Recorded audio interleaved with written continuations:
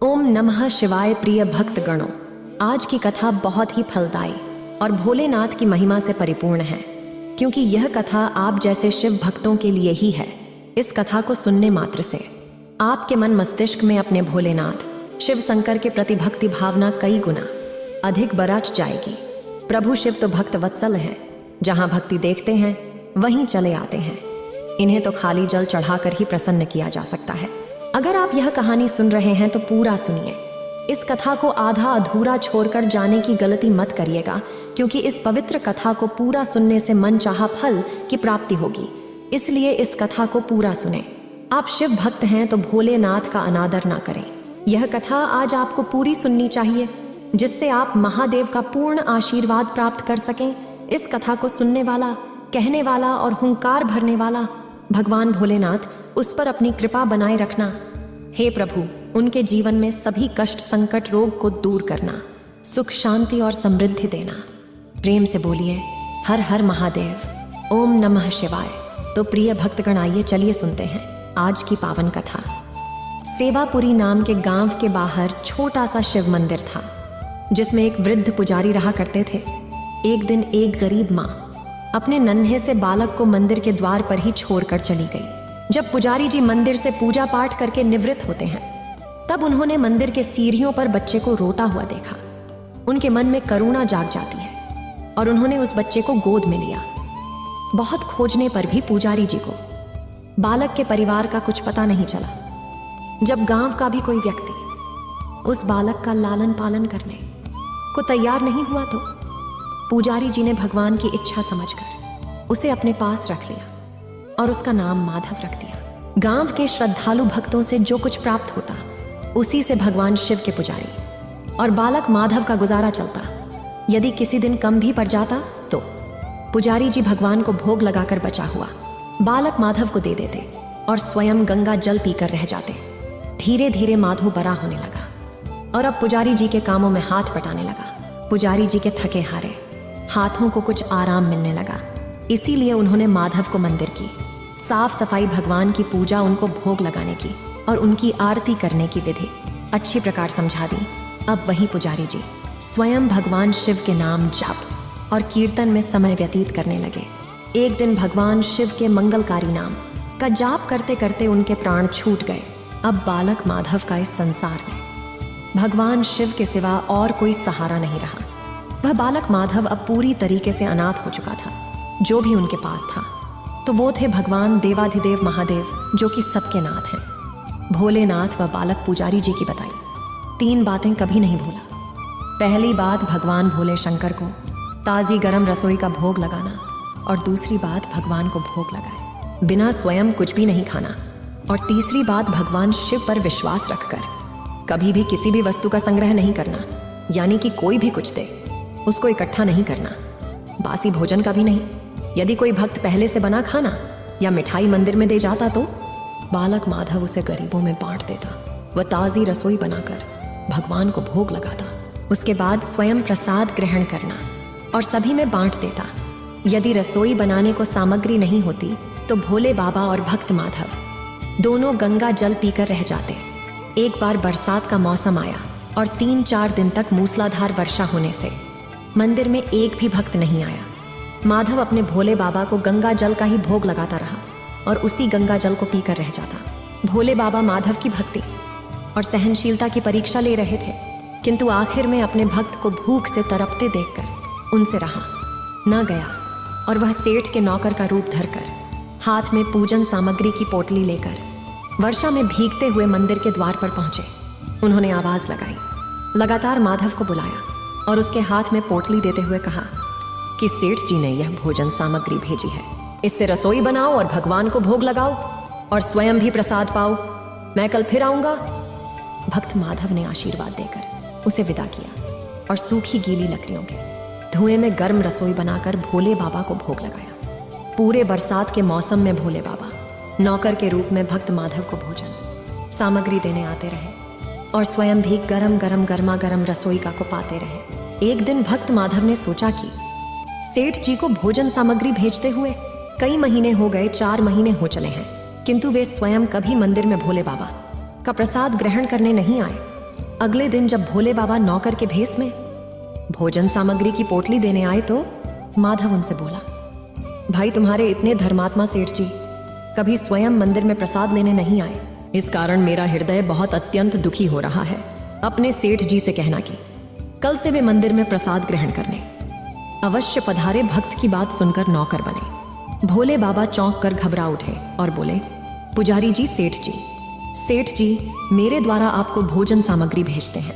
आप इसी से भगवान को भोग लगा देते हैं और स्वयं भी प्रसाद पाते हैं। फिर सेठ जी को बीच में बुलाने की क्या जरूरत? जैसा चल रहा है वैसा ही चलने दीजिए। माधव बोला, ऐसे कैसे चलने दो? आपके धर्मात्मा सेठ जी इतने दिनों से भोजन सामग्री भेज रहे हैं, क्या मैं उन्हें भगवान का प्रसाद देने का अपना कर्तव्य भी पूरा ना करूं?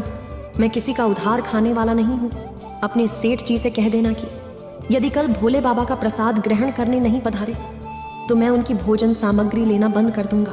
नौकर बने भोले बाबा तो अपने भक्त की अकड़ देखकर कांप उठी और यह सोचकर मन ही मन हंसे कि वह आज तो लेने वाला ही देने वाले को दोष दे रहा है। लेकिन सरल हृदय भक्त के मनोभाव को देखकर वे बोल उठा, ठीक है पुजारी जी, कल सेठ जी मंदिर में प्रसाद ग्रहण करने जरूर पधारेंगे। अब दूसरे दिन बड़े सवेरे ही भोले बाबा नौकर के लिए इसमें दूध और बहुत सारी भोजन सामग्री लेकर मंदिर पहुंच गए। माधव चौंकते हुए बोला, भाई आज इतनी सारी भोजन सामग्री किस लिए ले आए? नौकर बने भोले बाबा बोले, पुजारी जी भूल गए क्या आज आपने सेठ जी को प्रसाद के लिए बुलाया है, इसीलिए आप रसोई बनाइए और भोले बाबा को भोग लगाइए और यह बता दीजिए कि सेठ जी किस समय पधारे। माधव ने प्रसन्न होकर उन्हें सेठ जी के आने का समय बता दिया और भक्त माधव की इच्छा पूर्ण करने के लिए भोले बाबा कैलाश पर्वत पर सेठ का रूप धारण करने में लग गए। इधर अपने स्वामी को एक प्यारे भक्त के यहाँ दावत पर जाने का समाचार सुनकर ममतामयी अन्नपूर्णा माँ पार्वती जी भला कैसे पीछे रहती। वह भी पति की आज्ञा लेकर सेठानी जी का रूप धारण करने में जुट गईं। इधर भोले बाबा ने अपने गले से मुड़ों की माला उतार दी, शरीर पर लगे बाघंबरी और बाहों और कानों में पहने सर्पों के हार भी उतार कर रख दिए। उन्होंने एक मखमल का कुर्ता धारण कर लिया, अपनी जटाएं भी सीधी कर लीं, उसमें गंगा और चंद्रमा को छुपा लिया और एक सुंदर रंग बिरंगी पगड़ी पहन ली। हाथ का त्रिशूल और डमरू भोले बाबा ने नंदी के हाथ में थमा दिया और पार्वती जी के तैयार होने की प्रतीक्षा करने लगे। और इस प्रकार उनकी प्रतीक्षा करते हुए कैलाश पर्वत पर चहलकदमी करने लगे। पार्वती जी ने सुंदर बनारसी साड़ी पहनी, जिस कारण सेठ जी बने शिव जी के कुर्ते से मेल खा रहा था। सोने और चांदी हीरे के जगमगाते हुए आभूषण धारण किए भगवान गौरी शंकर सेठ सेठानी का रूप धारण कर कैलाश से अपने भक्त के यहाँ दावत के लिए चल पड़े। भक्त माधव आज सुबह से ही सेठ जी के स्वागत में तरह तरह के पकवान बनाने में जुटा था। वह अपने भोले बाबा का भोग तो चलते फिरते भी बना लेता था, किंतु आज उसे कई महीनों से भगवान को भोग लगाने के लिए भोजन सामग्री भेजने वाले सेठ जी को भगवत प्रसाद देना था। अतः आज उसने भोजन बनाने में अपनी सारी पाक कलाएं झोंक डाली। उसने सेठ जी द्वारा भेजे गए चावल धोकर खीर बनाई और तरह तरह के पकवान भी बनाए। रसोई बनाकर भक्त माधव पुनः स्नान करने चला गया ताकि स्वच्छ वस्त्र पहनकर भोले बाबा को भोग लगा सके और सेठ जी को उनका प्रसाद खिला सके। जब भक्त माधव स्नान करके लौटा तो देखा सेठ जी ही प्रसाद ग्रहण करने के लिए स्वयं तो आए ही हैं, साथ में अपनी सेठानी जी को भी लाए हैं। माधव ने झट से दोनों से राम राम कह उन्हें आसन देकर बैठाया और बोला, मैं अभी भगवान को भोग लगा कर आता हूं, फिर आपको प्रसाद परोसूंगा।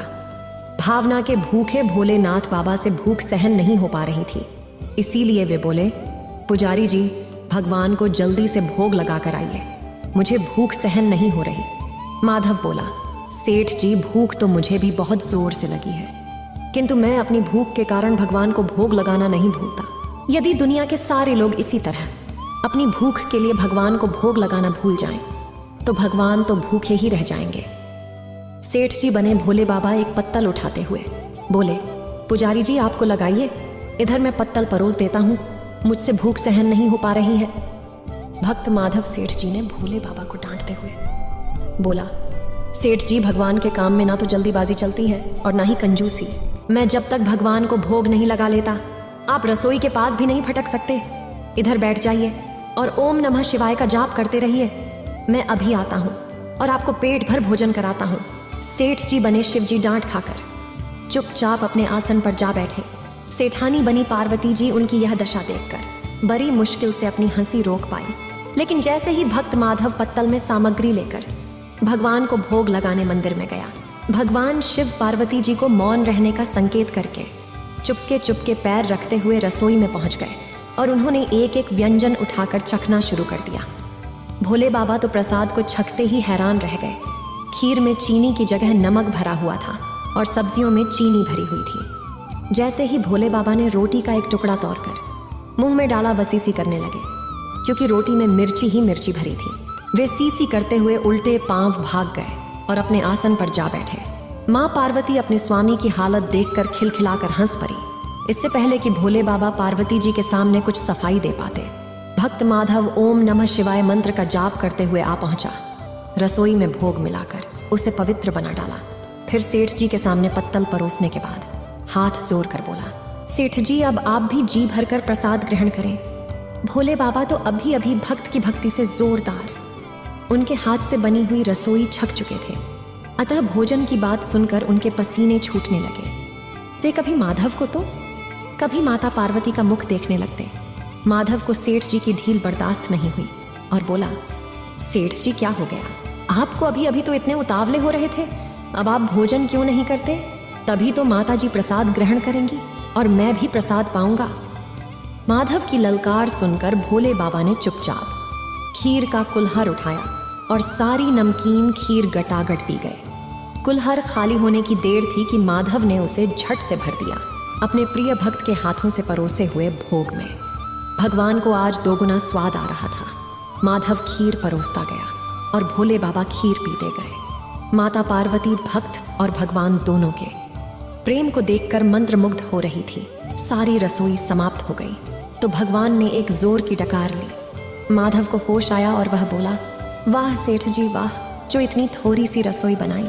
मुझे पता होता कि आपको प्रसाद ग्रहण करने का इतना शौक है तो मैं और ज्यादा बनाता। भोले बाबा अपने पेट पर हाथ फेरते हुए सेठानी जी बनी पार्वती जी की ओर देखकर मुस्कुराते हुए बोले, पुजारी जी मैं इतना रोज नहीं खाता हूँ, किंतु आज प्रसाद इतना स्वादिष्ट बना था कि अपने पर बस ही नहीं रहा और खाता ही चला गया। किंतु तभी माधव रुआसा होकर बोला, सेठ जी वह तो आपने ठीक किया, लेकिन सेठानी जी तो भूखी ही रह गई। ममतामयी पार्वती माँ से माधव कारवां सा मुंह देखा नहीं गया। उन्होंने बची हुई खीर की 4 बूंदें खा ली। भोले बाबा द्वारा भोग लगाने से प्रसाद में अद्भुत अलौकिक स्वाद भर गया था। ऐसी सुगंधित और मीठी खीर छककर जगत माँ पार्वती तृप्त हो गई और उनके तृप्त होते ही सृष्टि का प्रत्येक प्राणी तृप्त हो गया। भक्त माधव बोला, सेठ जी आपने और माता जी ने प्रसाद ग्रहण कर लिया, इससे मुझे अत्यंत संतोष हुआ। समझ लीजिए कि आप दोनों द्वारा प्रसाद ग्रहण करने से मेरा भी पेट भर गया। मेरी तो वैसे भी महीने में 4-4 एकादशी हो जाती है, किंतु मैं भी एक दाना ले ही लेता हूँ, जिससे कि भोले बाबा के प्रसाद का अनादर ना हो। ये कहकर जैसे ही माधव ने खीर के पात्र में लगा चावल का एक दाना उठाकर अपने मुंह में डाला, उसकी जन्म जन्मांतर की भूख प्यास मिट गई, समस्त इच्छाओं की तृप्ति हो गई। उसके ज्ञान के नेत्र खुल गए और उसने देखा कि उसके सम्मुख त्रिलोकनाथ भगवान शंकर और जगत जननी माँ अन्नपूर्णा रूपी माता पार्वती आशीर्वाद की मुद्रा में मुस्कुराते हुए खड़ी हैं। माधव दौड़कर उनके चरणों में गिर पड़ा, बोला, प्रभु आज मैं आपके दर्शन पाकर धन्य हो गया। प्रभु आप मुझ पर बहुत बड़ा उपकार कर दिए। हे प्रभु आपके चरणों में मुझे स्थान दे प्रभु। ऐसा कहकर माधव भोले बाबा के चरणों में लौटपोट हो गया। भोले बाबा ने अपने भक्त की भक्ति से प्रसन्न होकर उसे ढेर सारा आशीर्वाद देकर कृतज्ञ किया, उसके जीवन को धन्य बना दिया। अब तो माधव के जीवन में किसी प्रकार का दुख संकट और किसी प्रकार का मोह माया लालच कुछ भी नहीं रहा। वह तो भक्ति में भगवान शिव के अथाह भक्ति के सागर में गोते लगा रहा था। प्रेम से बोलिए ओम नमः शिवाय। प्रिय भक्तजनों, देखा अपने एक भक्त की भक्ति से भगवान भोलेनाथ कितने प्रसन्न हुए। भगवान के मन में न तो उच्च रहता है न नीच, उनके लिए सब एक समान रहते हैं। भगवान की जो भी भक्ति बड़ी श्रद्धा से करेगा भगवान उस पर अवश्य प्रसन्न होते हैं। किस प्रकार भगवान भोलेनाथ ने भक्त माधव के नमक के खीर को अमृत बना दिया और उसको तृप्त कर दिया, तो इसी प्रकार मैं कामना करती हूँ आप सभी भक्तगणों को भगवान भोलेनाथ अपनी कृपा इसी प्रकार बरसाए। इस वीडियो को बोलते समय कोई त्रुटि हो तो मैं क्षमा चाहती हूँ। उम्मीद है आप सभी को ये वीडियो अच्छी लगी होगी। अगर आप शिव के सच्चे भक्त हैं तो चैनल को सब्सक्राइब और वीडियो को लाइक करके कमेंट में हर हर महादेव लिख दीजिए।